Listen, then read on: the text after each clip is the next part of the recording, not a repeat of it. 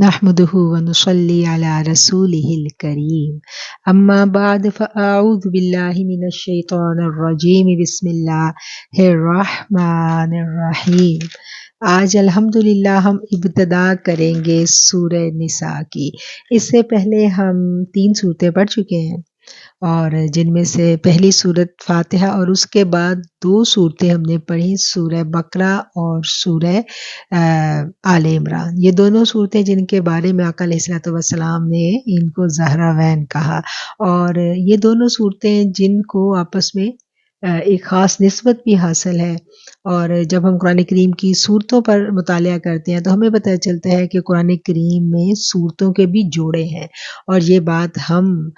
جب پچھلی صورتیں پڑھی تھی تو اس کو بہت اچھے سے ڈسکس کر چکے تھے کہ صورتوں کے آپس میں جوڑے کس طرح ہے اور جوڑا کیا ہوتا ہے، کیسے ایک صورت کو دوسری صورت سے نسبت زوجیت حاصل ہے۔ نسبت زوجیت کیا ہے کہ ایک دوسری کے ساتھ مل کر ایک خاص مقصد کی تکمیل کرے، اس کو کہتے ہیں نسبت زوجیت۔ اور سورہ بقرہ اور سورہ آل عمران، یہ دونوں ان میں کیا نسبت تھی اور کیسے یہ دونوں مل کر ایک خاص موضوعات تھے جن کی یہ دونوں صورتیں مل کر تکمیل کر رہی تھیں۔ اس بات کو ہم نے بہت ڈیٹیل کے ساتھ الحمدللہ پیچھے پڑھا ہے، اور اسی طرح جیسے سورہ بقرہ اور سورہ آل عمران کا جوڑا ہے، اسی طرح سورہ نساء اور سورہ مائدہ بھی ایک جوڑا ہے۔ اور جوڑا ہم نے جان لیا تھا کہ جوڑا کیا ہوتا ہے، اور جوڑا وہ ہے کہ جو دونوں مل کر ایک خاص مقصد کی تکمیل کریں گے۔ تو اٹ مینس کہ ان دونوں صورتوں میں بھی کچھ احکامات ایسے ہیں جو دونوں صورتوں کا مطالعہ کرنے کے بعد ان احکامات کی ہمیں بہت اچھے سے صحیح انداز میں سمجھ آتی ہے، یعنی کچھ باتیں ان احکامات کے بارے میں، ان موضوعات کے بارے میں سورہ نساء میں ہمیں ملیں گی، اور پھر ان کی حتمی صورت جو ہے وہ اس وقت سامنے آئے گی جب ہم سورہ مائدہ کا بھی مطالعہ کر لیں گے۔ سورہ آل عمران میں شرعی احکامات نہیں ہے، شریعت کا صرف ایک حکم آیا ہے، اس میں وہ ہے سود کی حرمت کے بارے میں، اس کے علاوہ شرعی احکامات اس میں نہیں آئے۔ سورہ نساء اور سورہ مائدہ میں ہمیں شرعی احکامات ملتے ہیں۔ سورہ آل عمران اور سورہ بقرہ، ان کے جوڑے کو کیا کیا نسبتیں آپس میں حاصل تھیں؟ ان میں ایک نسبت جو سب سے پہلی نسبت تھی وہ کیا تھی کہ دونوں صورتوں کا آغاز حروف مقطعات سے ہوتا تھا، اور یہاں ہم دیکھیں گے جب ہم کمپیریزن کرتے ہیں اس جوڑے کی، تو اس جوڑے میں جو دونوں صورتوں کا آغاز ہے وہ بنی نوع انسان کو مخاطب کیا گیا ہے، لیکن خطاب کرنے کا جو انداز ہے وہ مختلف ہے۔ سورہ نساء میں کہا گیا ہے یا ایھا الناس اتقوا، اے لوگو، تمام بنی نوع انسان مخاطب ہے، اے لوگو تم تقوی اختیار کرو، تم ڈرو۔ جبکہ سورہ مائدہ میں مخاطب کون ہے؟ یا ایھا الذین آمنو، اے لوگو جو ایمان لے کے آئے ہو، یعنی انسانوں میں سے جو لوگ ایمان کے دعوے دار ہیں اور وہ یہ اعلان کر رہے ہیں کہ ہم ایمان لے آئے ہیں، اب وہ مخاطب ایمان والے ہو گئے۔ تو ان دونوں صورتوں کی جو ابتدا ہے وہ ان الفاظ کے ساتھ ہوتی ہے، اور اپنے اسلوب کے اعتبار سے ہم دیکھیں تو ان دونوں صورتوں میں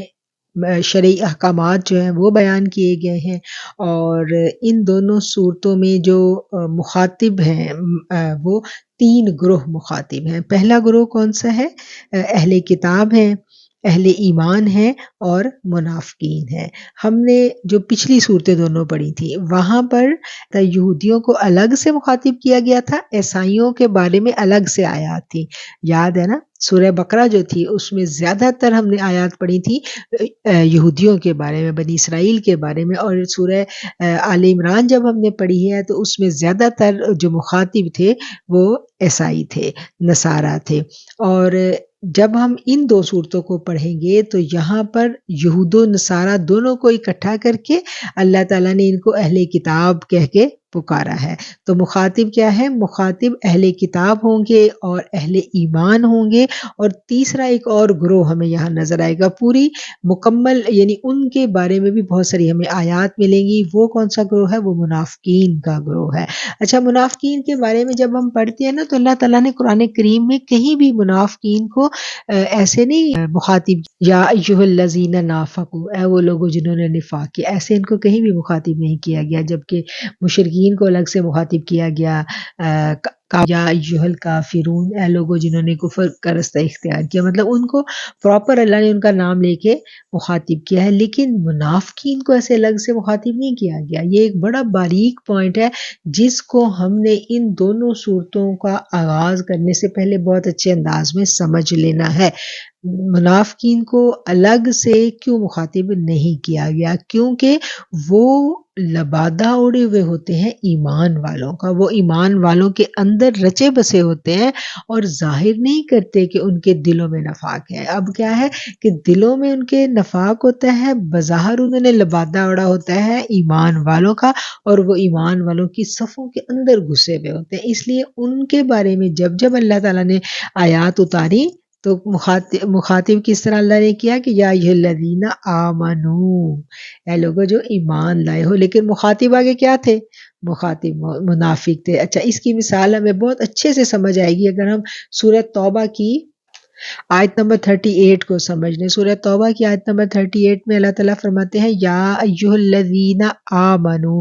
ما لکم اذا قیل لکم انفروا فی سبیل اللہ ثاقلتم الی الارض، اے ایمان والو تمہیں کیا ہو گیا ہے جب تم سے کہا جاتا ہے اللہ کی راہ میں نکلو تو تم زمین میں دھنسے چلے جاتے ہو۔ اب زمین میں دھنسے چلے جاتے ہو، تم زمین کے ساتھ چپک جاتے ہو، تم بوجھل ہو جاتے ہو، یہ ترجمہ ہے ثاقلتم الی الارض کا۔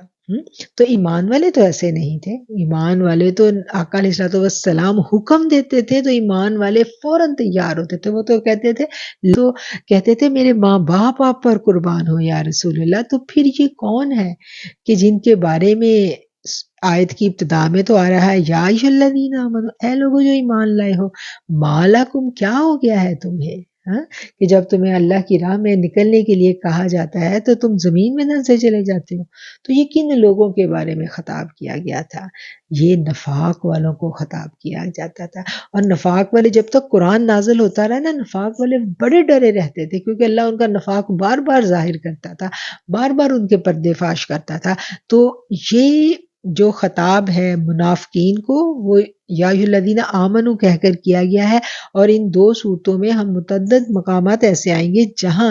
ہم نے یہ فیصلہ بڑے ہی باریک بینی کے ساتھ اور بڑے دھیان کے ساتھ، بڑی احتیاط کے ساتھ کرنا ہے کہ اصل مخاطب کون ہے۔ تھوڑی سی بھی بے احتیاطی جو ہے نا وہ بڑی خطرناک ثابت ہو سکتی ہے، اس لیے بہت محتاط ہو کے ہم نے آیات کو سمجھنا ہے۔ آیات کو سمجھنے کے لیے ہم ان کے سیاق و سباق میں جائیں گے، ہم ان کا شان نزول دیکھیں گے، ہم ان کا پس منظر دیکھیں گے، تو تب ہم ان آیات کو سمجھ سکیں گے کہ اس آیت کا اصل مخاطب کون ہے۔ ٹھیک ہے، تو یہ ایک بڑا امپورٹنٹ پوائنٹ ہے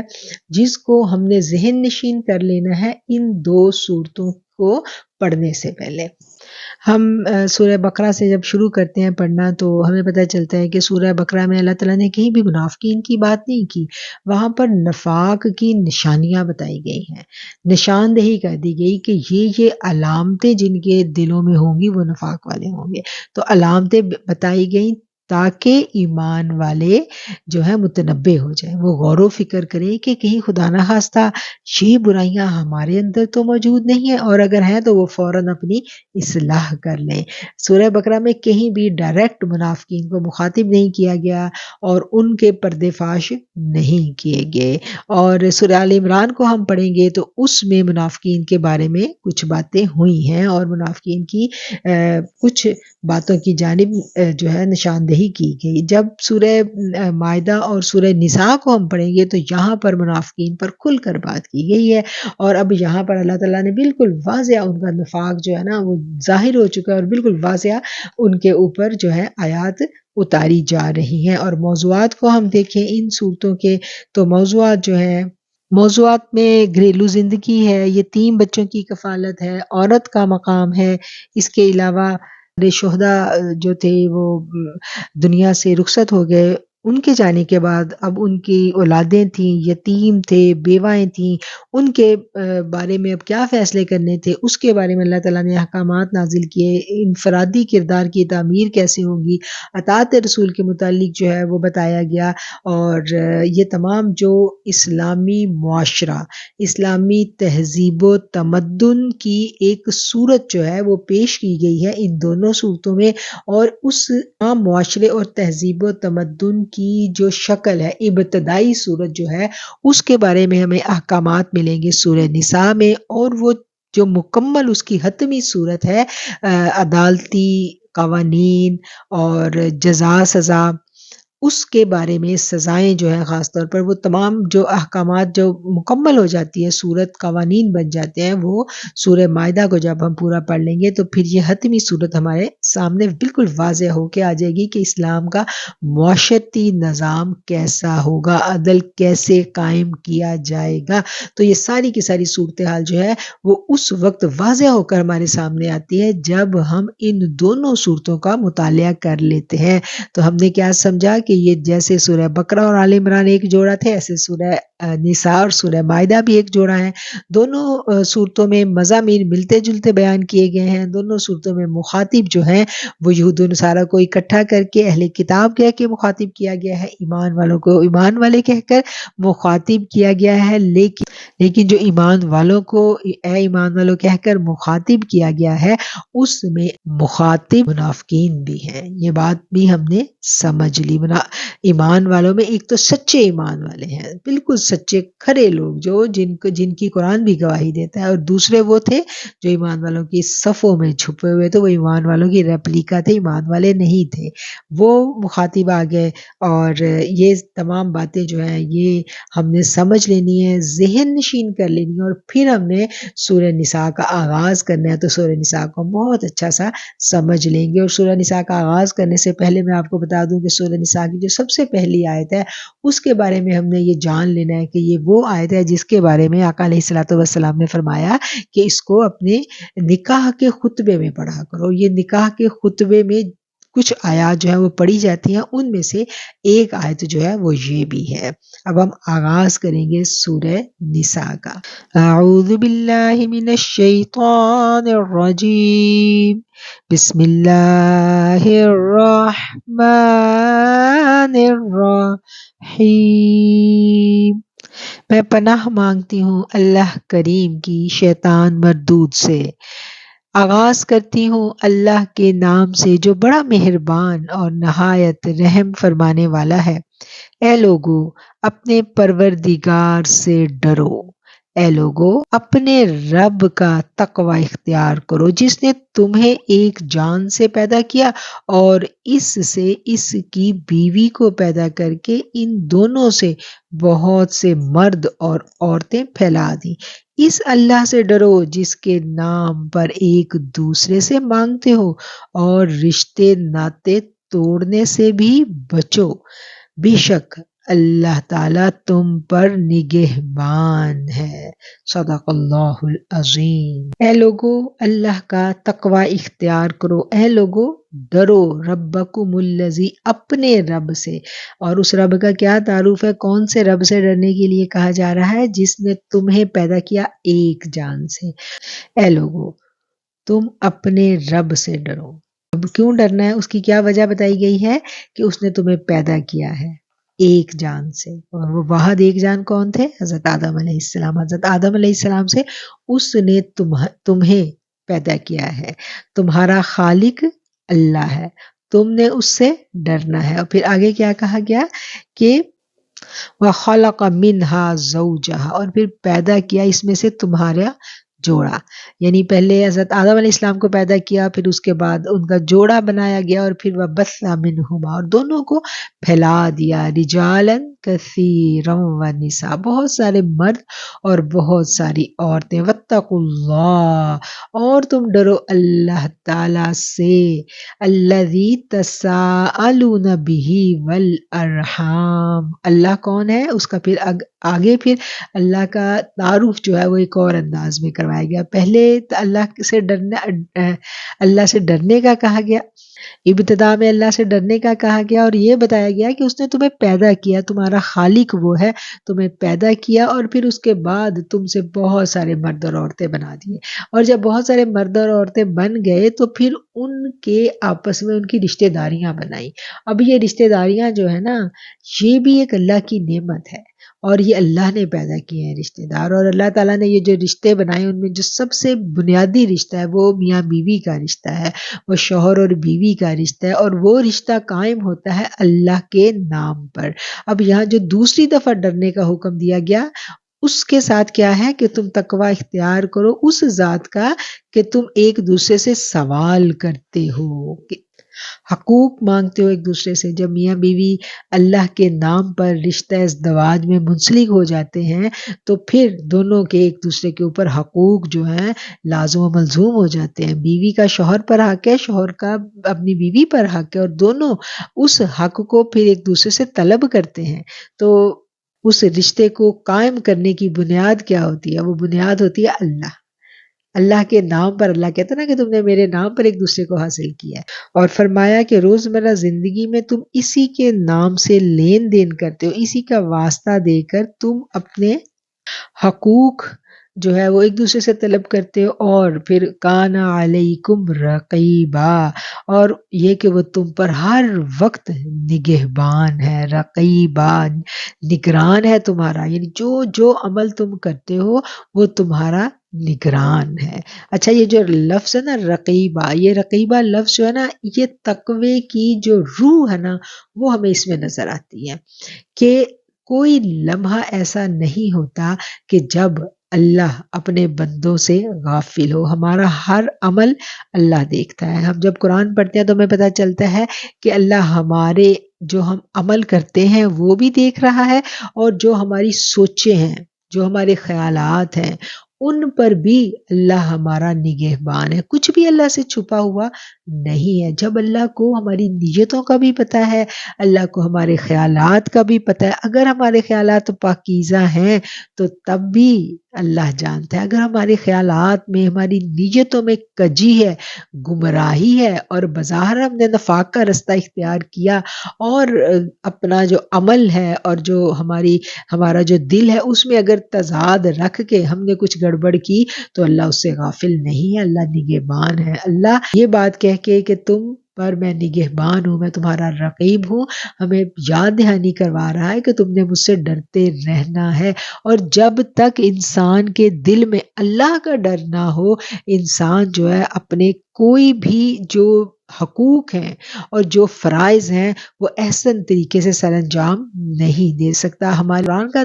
इल्म हासिल करते हैं और कुरान का इल्म अगर हम महज इसलिए हासिल करें कि हम अच्छा सा बहस व मुबाहिसा कर सकें और हम दूसरों को अपने इल्म से मरूब कर सकें तो फिर वो इल्म तकब्बुर का बायस बनेगा और मुतकब्बर की सज़ा बड़ी ख़तरनाक है। और अगर वो इल्म हम हासिल करें मार्फत इलाही हासिल करने के लिए तो फिर वो इल्म हमें वो कुछ दे के जाएगा जो हमें अपने रब की क़ुर्बतों की आला मनाजिल तक ले जाएगा और रब के मुक़र्रबीन में शामिल कर देगा। तो बात किसकी आ गई? बात तक़वे में आ जाती है, नीयत की। और तक़वा यही है कि अल्लाह ताला का डर इस तरह से हो कि ज़ाहिरी तौर पर भी डर हो और दिल के अंदर भी डर हो। और जब तक दिल के अंदर डर नहीं होगा, इस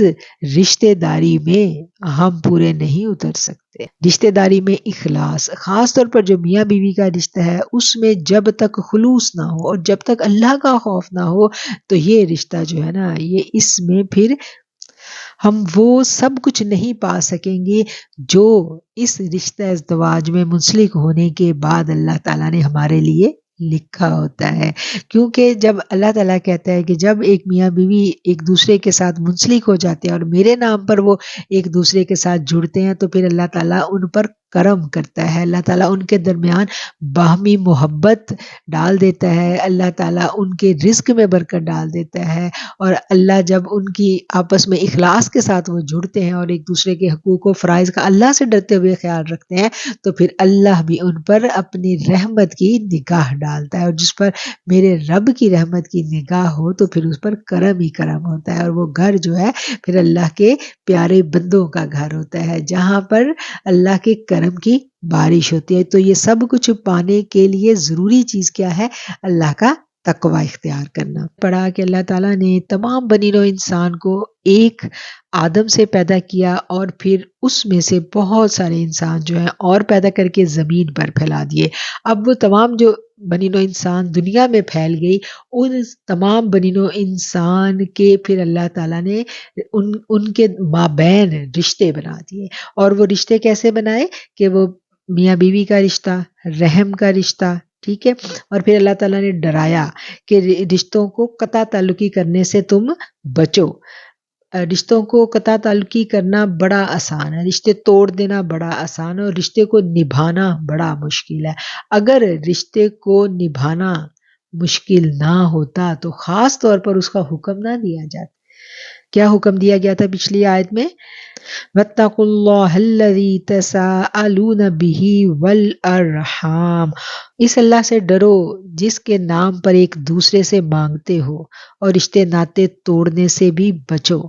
اللہ کے نام پر ایک دوسرے سے ہم کیا مانگتے ہیں؟ ہم ایک دوسرے سے حق مانگتے ہیں اپنا، ایک انسان کا دوسرے انسان پر حق ہے، اور پھر جو رشتے اللہ کے نام پر قائم کیے جائیں ان کے حقوق بہت زیادہ ہو جاتے ہیں، جو ویسے تو ہر بنی نوع انسان کا ایک دوسرے پر حق ہے، جو ہمارا ہمسایہ ہے اس کا بھی ہمارے اوپر حق ہے۔ ہمسائے کے حقوق کو ہم پڑھیں تو اسلام نے بہت زیادہ ہمسایوں کے حقوق مقرر کر دیے ہیں، دوستوں کا حق ہے، ایک مومن کا دوسرے مومن پر حق ہے، کہا گیا ہے کہ ایک مومن اگر تکلیف میں ہے تو دوسرا اس کی تکلیف اسی طرح محسوس کرے گا جیسے ایک بدن ہے اور اس کا ایک عضو بیمار ہے تو پورا جو باڈی ہے وہ پوری کی پوری اس ایک عضو کی تکلیف کو محسوس کرتی ہے۔ تو یہ رشتوں کا تعلق کا اللہ تعالیٰ نے جو مومن کا جو تعلق ہے اس کے درجات کر دیے، امت کا درد، ہمسایوں کے حقوق، امت کے فرائض، حقوق و فرائض، اور پھر اس کے بعد سب سے اہم جو رشتہ آ گیا میاں بیوی کا رشتہ جو اللہ کے نام پر حاصل کیا جاتا ہے، اور پھر رحم کے رشتے آ گئے۔ رحم کے رشتوں میں ہم دیکھتے ہیں تو کہ سب سے پہلے رحم کے رشتوں میں آتا ہے بہن بھائیوں کا رشتہ۔ رحم کا رشتہ کیا ہے کہ جو ایک رحم سے پیدا ہوئے، ایک رحم مطلب ایک ماں کی اولاد، ایک ماں کی اولاد میں سگے بہن بھائی آ گئے، ٹھیک ہے، اور پھر سگے بہن بھائیوں کے حقوق کو جن کو کاٹنے کا، جن کو توڑنے کا بہت سخت حکم ہے، ایسے بڑی سخت وعیدیں ہمیں احادیث میں ملتی ہیں کہ جو رحم کے رشتوں سے قطع تعلقی کرے وہ کسی صورت، وہ قطع تعلقی کسی صورت جائز ہی نہیں، اور رحم کے رشتوں کو نقصان پہنچانا، رحم کے رشتوں کا خیال نہ رکھنا، رحم کے رشتوں کے دکھ درد میں کام نہ آنا، اس کے لیے بہت سخت احکامات ہیں۔ اور پھر کیا کہا گیا کہ ان رشتے ناتوں کو کاٹنے سے، توڑنے سے بچو۔ ان رشتوں کو یعنی سگے بہن بھائیوں کو ملنا، ان کے حقوق کو ادا کرنا بہت یعنی فرض کر دیا گیا، اور یہ اس میں مشکل بھی ہے۔ جب وقت گزرتا ہے، ہر بہن بھائی اپنے اپنے گھروں میں آباد ہو جاتا ہے تو پھر مشکلات آ جاتی ہیں، بہت سارے ایسے مسائل آ جاتے ہیں کہ آپ کو یہ رشتے ناتے اسی لیول پر قائم رکھنے مشکل ہو جاتے ہیں، اور توڑنے بڑے آسان ہوتے ہیں، توڑنا بڑا آسان ہے اور ملنا جلنا بڑا مشکل ہے۔ لیکن کیا ہے کہ جب اللہ کا ڈر ہوگا تو پھر انسان اس کو نبھائے گا، کیونکہ اللہ نے ارحام، رحم کے رشتوں کا خاص طور پر ذکر کیا، اور پھر رحم کے رشتوں میں پھر درجہ بندی آ جاتی ہے۔ اول درجہ آ جاتا ہے سگے بہن بھائیوں کا، پھر اس کے بعد آگے سے آگے بلڈ ریلیشن جو ہے وہ آگے سے آگے آتے چلے جاتے ہیں۔ پھر اس کے بعد آیت کے اگلے حصے میں اللہ نے کہہ دیا کہ جو کچھ بھی تم کرتے ہو تم پر نگہبان جو ہے وہ تمہارا رب ہے، اور تمہارا رب تم پر نگہبان ہے۔ پھر اس کے بعد ہم اس سے اگلی آیت کو دیکھتے ہیں، وَآتُوا الْيَتَامَىٰ أَمْوَالَهُمْ وَلَا تَتَبَدَّلُوا الْخَبِيثَ بِالطَّيِّبِ وَلَا تَأْكُلُوا أَمْوَالَهُمْ إِلَىٰ أَمْوَالِكُمْ إِنَّهُ كَانَ حُوبًا كَبِيرًا۔ اور یتیموں کو ان کے مال دے دو، اور پاک اور حلال چیز کے بدلے ناپاک اور حرام چیز مت لو، اور اپنے مالوں کے ساتھ ان کے مال ملا کر مت کھاؤ، بے شک یہ بہت بڑا گناہ ہے۔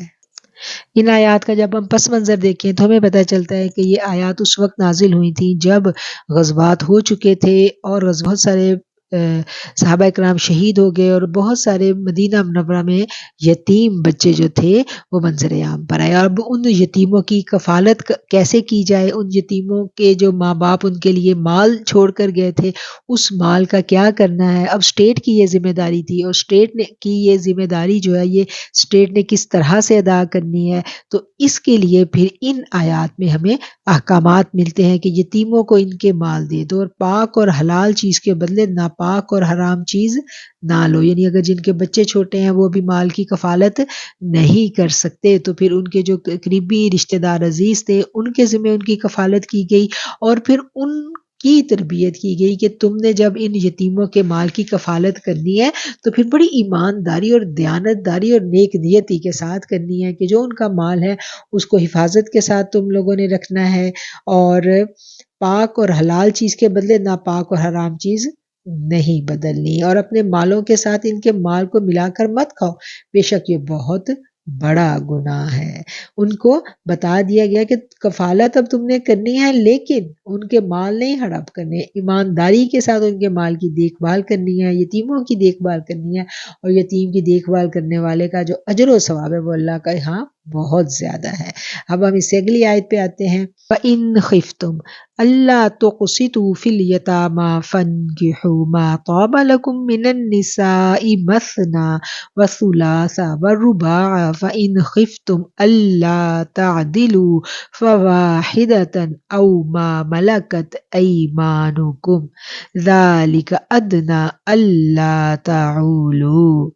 اگر تمہیں ڈر ہو کہ یتیم لڑکیوں سے نکاح کر کے تم انصاف نہ رکھ سکو گے تو اور عورتوں میں سے جو بھی تمہیں اچھی لگے تم ان سے نکاح کر لو،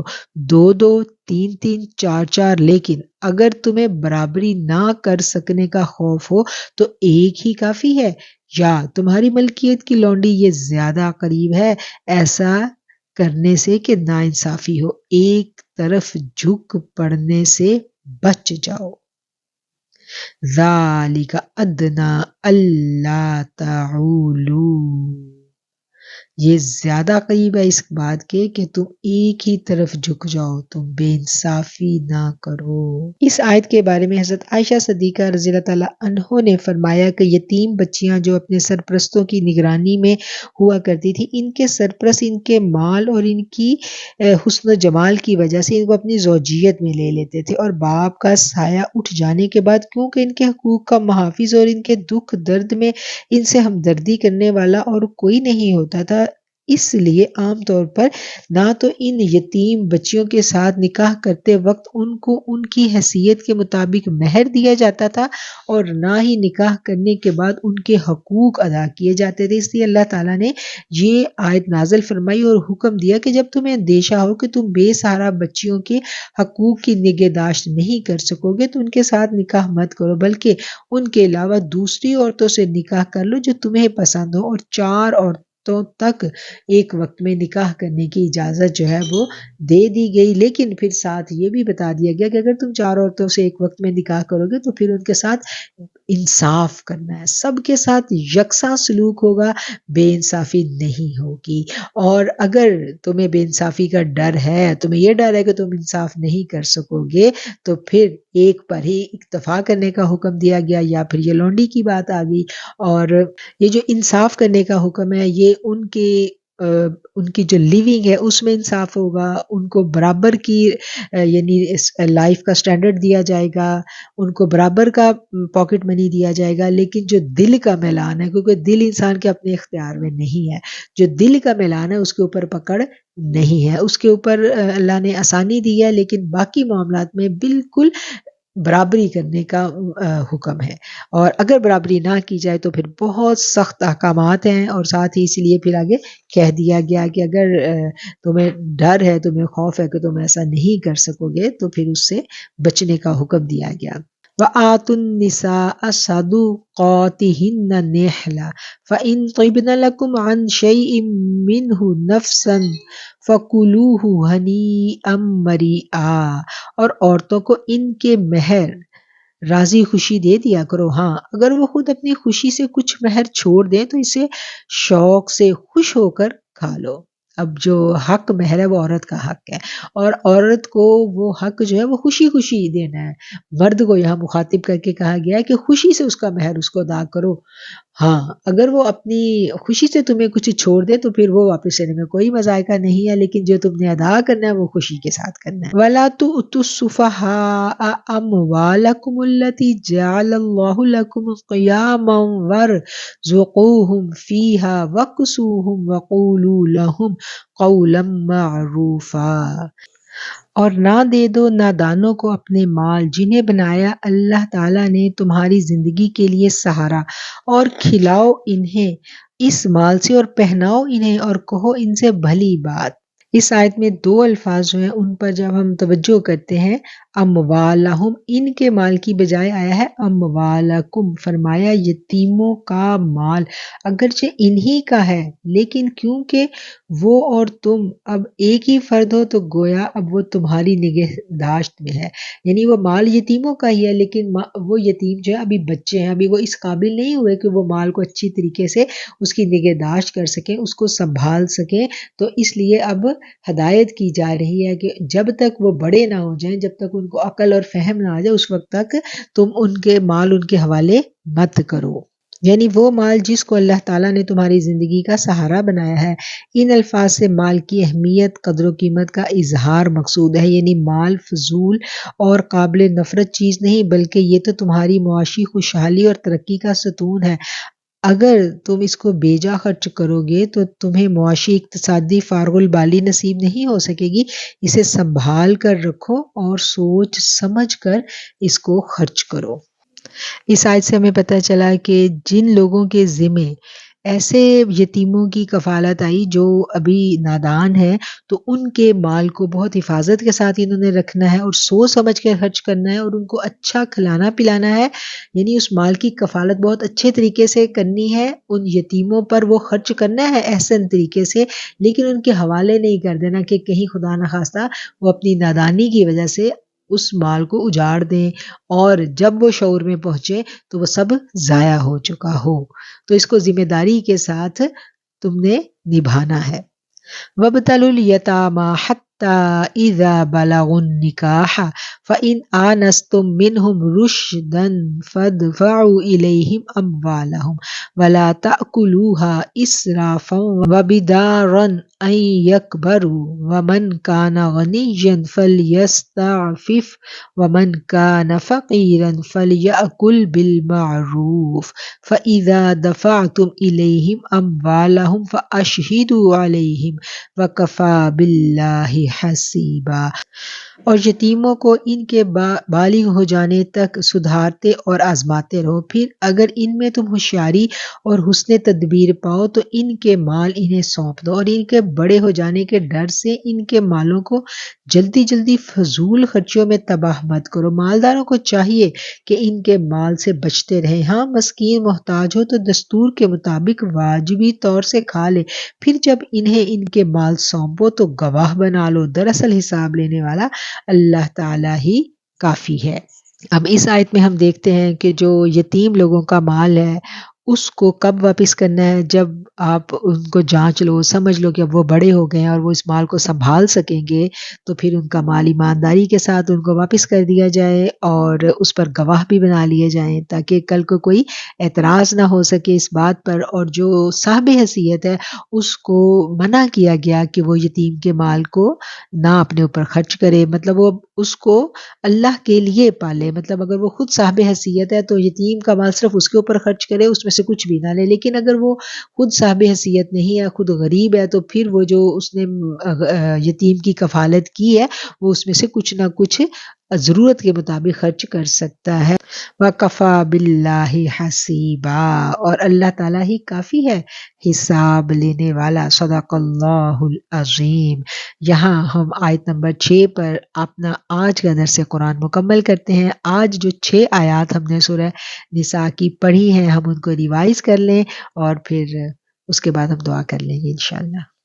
اے لوگو اپنے پروردگار سے ڈرو جس نے تمہیں ایک جان سے پیدا کیا اور اس کی بیوی کو پیدا کر کے ان دونوں سے بہت سارے مرد اور عورتیں پھیلا دی۔ اس اللہ سے ڈرو جس کے نام پر ایک دوسرے سے مانگتے ہو، رشتے ناطے توڑنے سے بھی بچو۔ بے شک اللہ تعالیٰ تم پر نگہبان ہے۔ اور یتیموں کو ان کے مال دے دو اور پاک اور حلال چیز کے بدلے ناپاک اور حرام چیز مت لو، اور اپنے مالوں کے ساتھ ان کے مال ملا کر مت کھا جاؤ، بے شک یہ بہت بڑا گناہ ہے۔ اگر تمہیں ڈر ہو کہ یتیم لڑکیوں سے نکاح کر کے تم انصاف نہ رکھ سکو گے تو اور عورتوں میں سے جو بھی تمہیں اچھی لگیں تم ان سے نکاح کر لو، 2 3 4 سے۔ لیکن اگر تمہیں برابری نہ کر سکنے کا خوف ہو تو ایک ہی کافی ہے، یا تمہاری ملکیت کی لونڈی یہ زیادہ قریب ہے، ایک طرف جھک پڑنے سے بچ جاؤ۔ اور عورتوں کو ان کے مہر راضی خوشی دیا کرو، اگر وہ خود اپنی خوشی سے کچھ مہر چھوڑ دیں تو اسے شوق سے خوشی سے کھا لو۔ بے عقل لوگوں کو اپنا مال نہ دو، جس مال کو اللہ تعالیٰ نے تمہاری گزران کے قائم رکھنے کا ذریعہ بنایا ہے، ہاں انہیں اس مال سے کھلاؤ پلاؤ، پہناؤ اڑاؤ اور انہیں معقولیت سے نرم بات کہو۔ اور یتیموں کو ان کے بالغ ہو جانے تک سدھارتے اور آزماتے رہو، پھر اگر ان میں تم ہوشیاری اور حسن تدبیر پاؤ تو انہیں ان کے مال سونپ دو، اور ان کے بڑے ہو جانے کے ڈر سے ان کے مالوں کو جلدی جلدی فضول خرچیوں میں تباہ مت کرو۔ مالداروں کو چاہیے کہ ان کے مال سے بچتے رہیں، ہاں مسکین محتاج ہو تو دستور کے مطابق واجبی طور سے کھا لے، پھر جب انہیں ان کے مال سونپو تو گواہ مقرر کر لو، دراصل اللہ حساب لینے والا ہی کافی ہے۔ وَكَفَى بِاللَّهِ حَسِيبًا۔ صدق اللہ العظیم وصدق رسولہ النبی الکریم۔